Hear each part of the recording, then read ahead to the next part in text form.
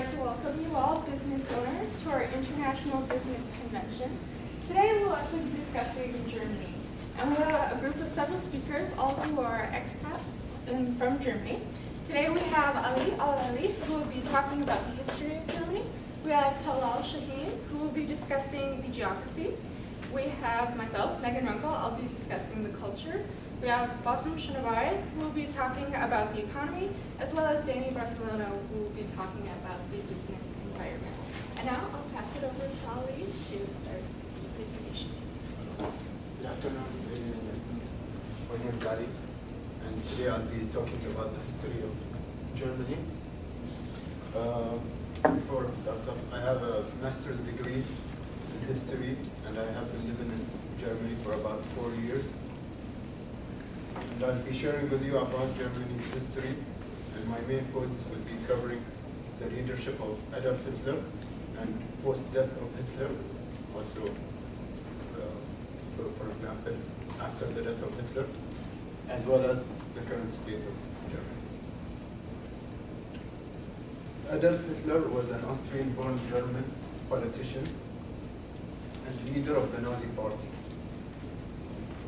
Adolf Hitler became Germany's leader from 1933 to 1945.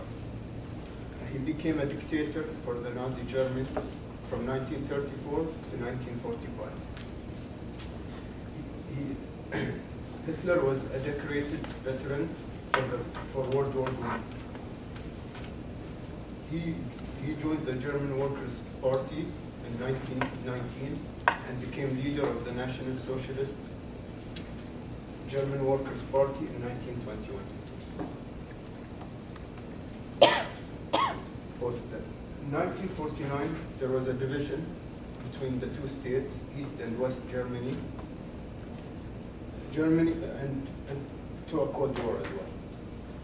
In 1961, a wall was built through and around Berlin and symbolized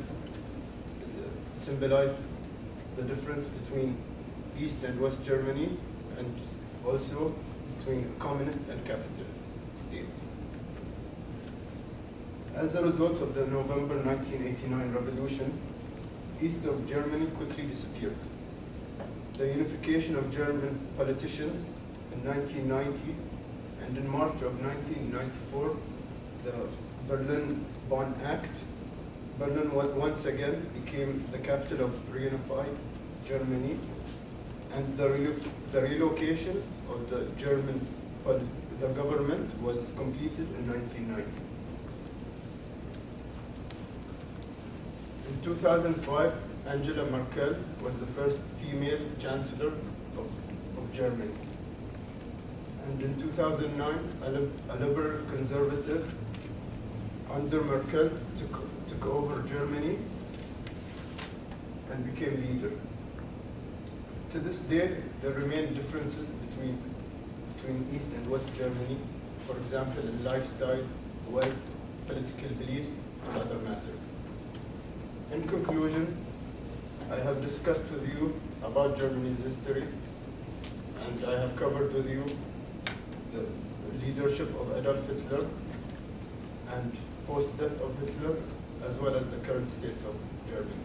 I'd like to thank you, and I'll now pass it to my colleague Talal, and he will be discussing the geography.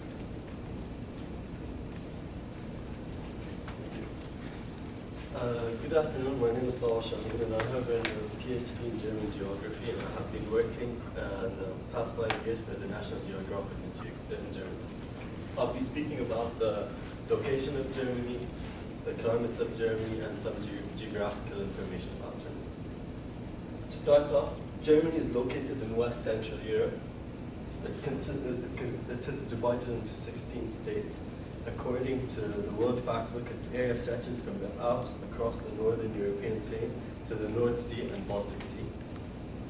Germany is currently the second largest population in Europe. Their territory covers around 357,000 kilometers squared, consisting of 350,000 of land and 8,000 kilometers squared of water.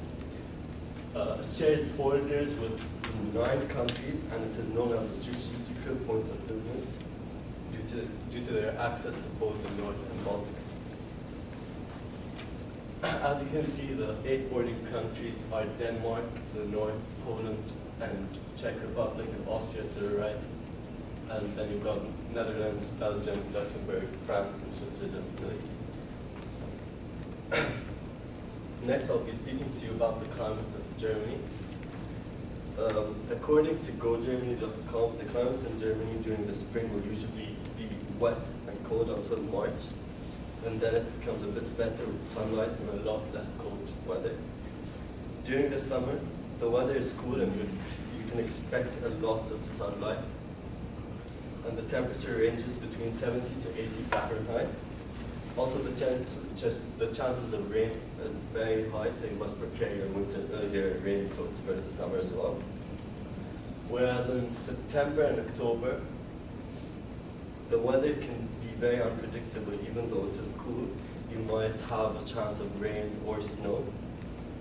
And in the last month of the spring, it's going to be very cold, which is November, fall. In November, the last days are shorter and much darker as winter is nearing, and the likelihood of having snow is much more likely than the previous 2 months, which is in September and October. Last is the weather in the winter, where it is very cold. Temperatures are always ranging between lower than 0, and there's a slight chance of rain during winter as well, and snow is not always guaranteed in Germany. Next, I'll speak about the geographical information about Germany. Germany has a population of 81.8 million citizens. Their main capital city is Berlin, and it has a population of 3.5 million. Their next 3 largest cities after Berlin are Hamburg, Munich, and Cologne. They all have an average of about 1.5 million people living in those cities. Germany's transportation means are both by air and sea mainly. Their 2 main international airports are Frankfurt International Airport and Munich International Airport. Both have a lot of people coming in and going out, as it's a very strategical point being in the middle of Europe. They have several ports that can access the Baltic Sea and North Sea. Their main port is Hamburg, which is the 2nd largest in Europe and 7th largest in the world.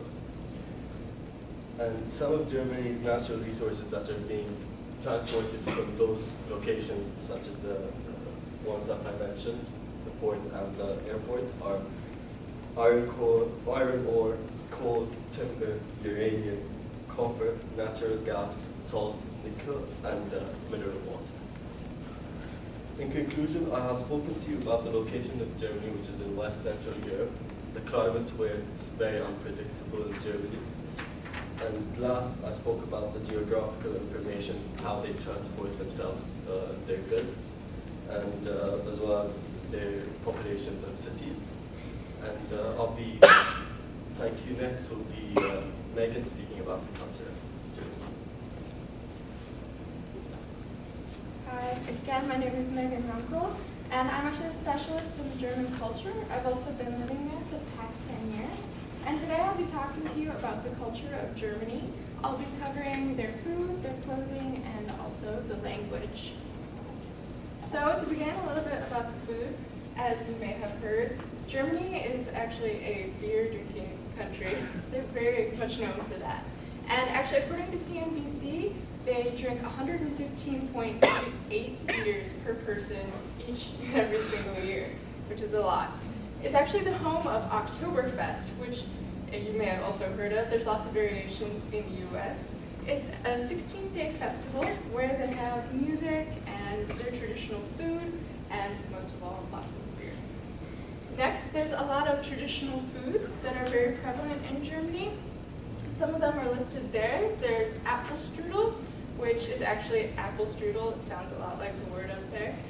There's Eintopf, which is a variation of different stews. You can make it with everything from beef to lamb. There's Spatzel, which is actually just an egg noodle, and it's commonly served with melted cheese on top, so it's a lot like the US mac and cheese.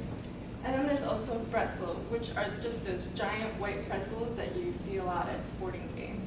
So as you can see, a lot of the foods in Germany are actually pretty similar to what we eat here in the US. And next, I'll be talking about the clothing of Germany as it relates to the business side. It's actually also very similar to the US. The men wear suits and ties, so it's very formal. The women also will also wear skirts and business pants, and they will actually wear flat shoes. They wear flat shoes because a lot of the areas in Germany are historical and have cobbled roads. So if you're wearing heels, it's really hard to walk around on those kinds of roads. And lastly, in areas that are more progressive work, such as like electronics, they actually have a lot more casual clothing. So men can wear things like polo shirts. Lastly, I'll be talking about the language. As you may have guessed, the official language of Germany is German. According to Quintessential, 95% of Germans are fluent in German. They also speak several other languages, such as Danish, which is 0.06% of the population. Also Turkish, which is 1.8% of the population. A lot of people ask when they're visiting a foreign country, well, do they speak English? Can I speak to people? And the answer is yes, you can. A lot of Germans actually know English very well. You can speak to them. They actually had to learn English when they were in school. They had to take a few years of it. However, older population wasn't actually required to take English. So you still may have some of the older business executives who are not able to communicate with English. It's also polite to ask if they speak English before you just begin speaking to them. Lastly, for speaking etiquette, Germans like to be spoken to directly. They like to get right to the point. And it's important when you're speaking with them to not beat around the bush and make excuses or something like that. They like to hear it like it is. So today I talked to you about the culture of Germany. I covered the food, the clothing, and the language, and now I'll hand it over to Boss. Hello everyone, my name is Bosun Shonibar, and I'll be talking about the economy of Germany.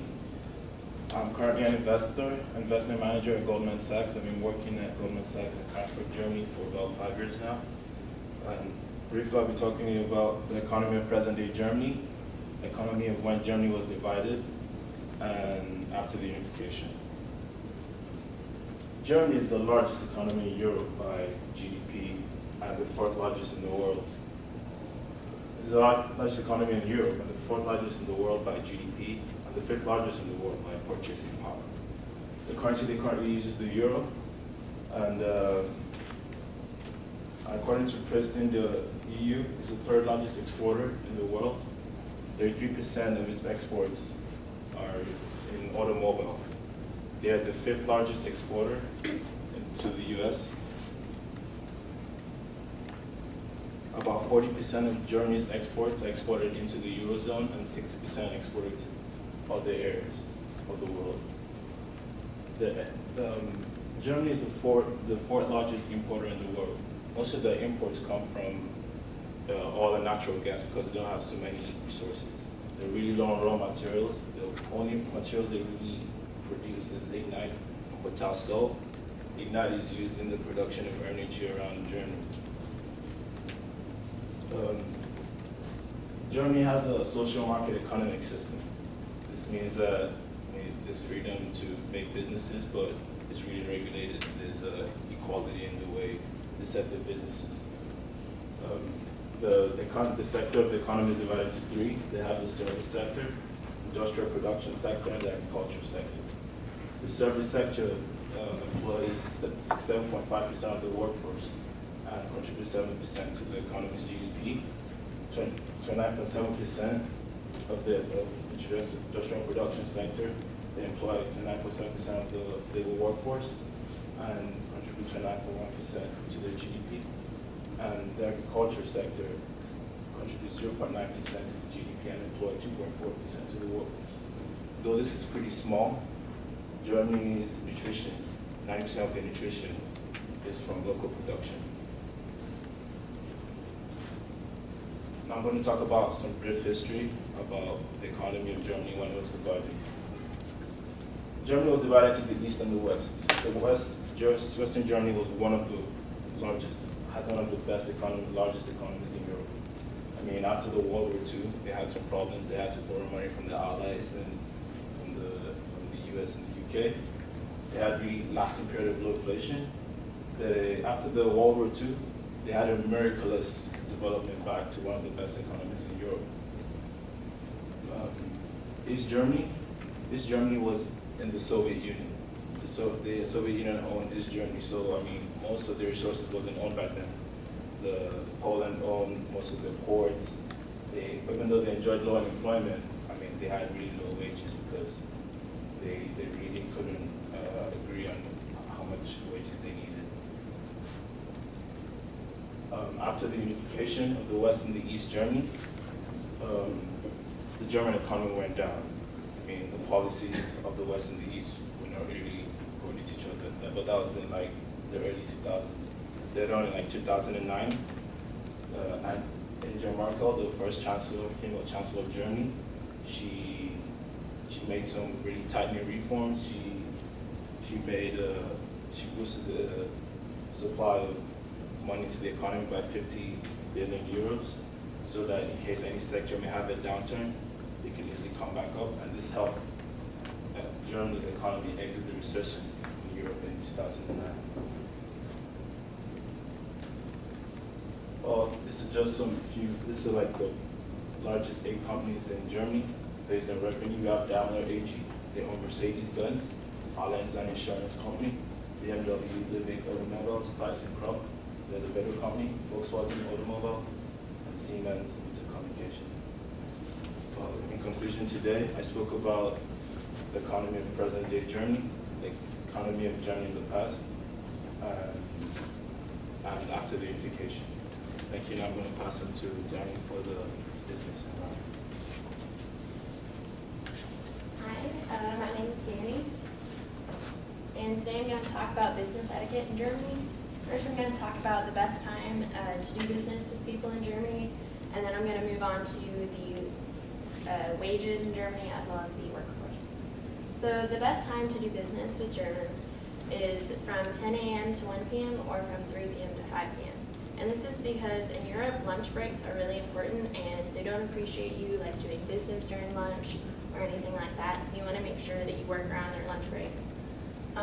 You also don't want to make appointments for Friday afternoons because most businesses, according to export.gov, close around 2 or 3 on Friday afternoons. So you want to make sure if you want to do anything with them on Friday, you do it in the morning. Also, banks and post offices and other government buildings have even shorter hours, and so you want to make sure you get in, especially between 10 to 1 for those government buildings because they often close early or have a longer lunch break. And punctuality is super important in Germany. In other countries such as Spain, you could be a few minutes late to a business meeting and it's all right.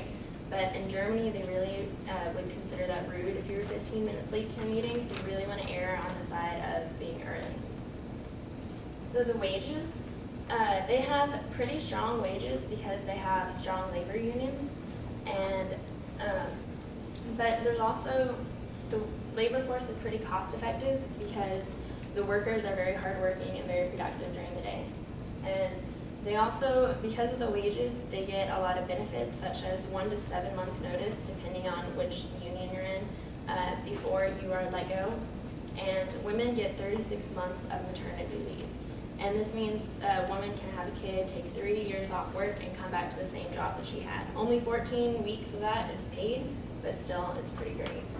And according to VP Calendar, they are required to get a minimum of 20 vacation days per year, and most get between 20 and 30, so that's really great. And the labor force in Germany, there's about 40 million people in it, and according to Indonesian.com, 80% of those people have either formal technical training or a higher education degree. And so this means that the whole labor force is very productive and efficient and knowledgeable, and there's also a huge number of people who have doctorate degrees. So once again, they work really hard and they really know what they're doing on their jobs, and so they're very well trained. And so German standards are some of the best in the world, and they're very well known for not only their products, but also their services and the education of all the people in their labor. So to recap, I talked about the best times to do business with people in Germany, as well as the labor unions and the high education of all the workforce. And now I'm going to hand it back to Megan to wrap it up.